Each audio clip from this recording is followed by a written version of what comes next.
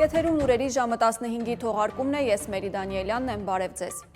Սկսենք մարզաշխարհից։ Գեղասահքի պատմության մեջ առաջին անգամ օլիմպիական խաղերում հայկական զույգ է հանդես եկել։ Գեղասահորդներ Կարինա Ակոպովան եւ Նիկիտա Ռախմանինը Միլանում կայացած սպորտային զույգերի կարճ ծրագրում մաքուր եւ տպավորիչ ելույթ են ունեցել Արա Գևորգյանի Արցախ երաժշտության ուղեկցությամբ։ Հայաստանը ներկայացնող սպորտային զույգ Միլանում հնչեց, բայց ներկայացվեց որպես Արա Գևորգյանի ստեղծագործություն։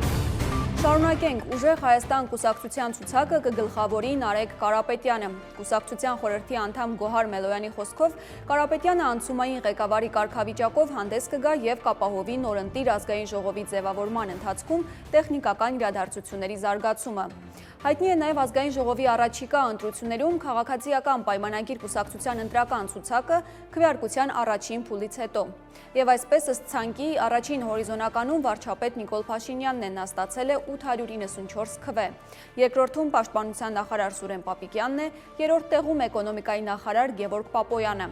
Արտգործնախարար Արարատ Միրզոյանը 4-րդն է, մինչդեռ ազգային ժողովի նախագահ Ալեն Սիմոնյանը 9-րդ տեղում է, Երևանի քաղաքապետ Տիգրան Ավինյանը 22-րդ։ Ցուցակի առաջին 50 թեկնածուներն արդեն մարտին ներկուսակցական հարթակում քարոզարշավ կանցկացնեն, որպեսզի պատվիրակները նորից ընտրություն կատարեն այդ 50-ի մեջ, որոշելով, թե ով է վարչապետի թեկնածուն եւ ով որտեղը պետք է զբաղեցնի։ Վերջին շրջանում աղմուկ հանած եպիսկոպոսած ժողովը Ավստրիայում տեղի կունենա, բայց այլ կարգավիճակով։ Մայրաթորի արտաքին հարաբերությունների եւ արարողակարգի բաժնի տնօրեն Նաթան arczepiskopos Հովանիսյանը հայտնել է, որ եպիսկոպոսները հավաքվելու են Ավստրիայում, վեհափառի բացակայության պատճառով փոխվում է հանդիպման կարգավիճակը։ Այն դառնում է ոչ թե եպիսկոպոսած ժողով, այլ հավաք, որտեղ կքննարկվեն զանազան հարցեր եկեղեցուն հուզող եւ հատկապես այսօրվա իրավիճակի հետ կապված։ Հիշեցնեմ, նախորդին հայտնի դարձավ, որ դատախազությունը ամենայն հայոց կաթողիկոսի նկատմամբ քրեական հետապնդում է հարուցել ու արգելել է նրա ելքը Հայաստանից։ Միացյալ Նահանգների Բրբանկ քաղաքի Սրբոց Ղևոնդյաց եկեղեցում արդեն երկրորդ կիրակին է պատարագից հետո մի խումբ հավատացյալներ աջակցության ակցիային կազմակերպում ի պաշտպանություն հայ եկեղեցու եւ վեհափառ հայրապետի։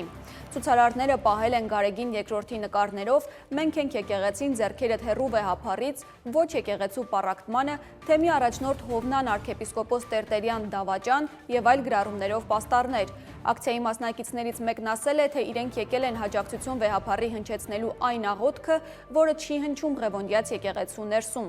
Նշեմ, որ թեմի առաջնորդի խոսքում որևէ խոսք չի հնչել վեհափառ հայրապետի նկատմամբ քրեական հետապնդման վերաբերյալ։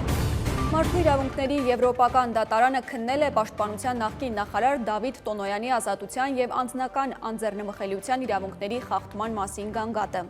Միեդը կառավարությունից պահանջել է գործի վերաբերյալ դիրքորոշում ներկայացնել։ Տոնոյանի պաշտպանական խումբը նշել է, որ այս փուլում քննությունը վերաբերում է բացառապես կոնվենցիայի ենթադրյալ խախտումներին եւ չի առնչվում մեղավորության հարցին։ Տոնոյանը կալանավորվել էր 2021-ի սեպտեմբերի 30-ին առերևույթ խոշոր չափերի հափշտակություն կատարելու մեղադրանքով։ Նա 2023-ի օգոստոսի 15-ին է ազատ արձակվել 15 միլիոն դրամ գրավի դիմաց։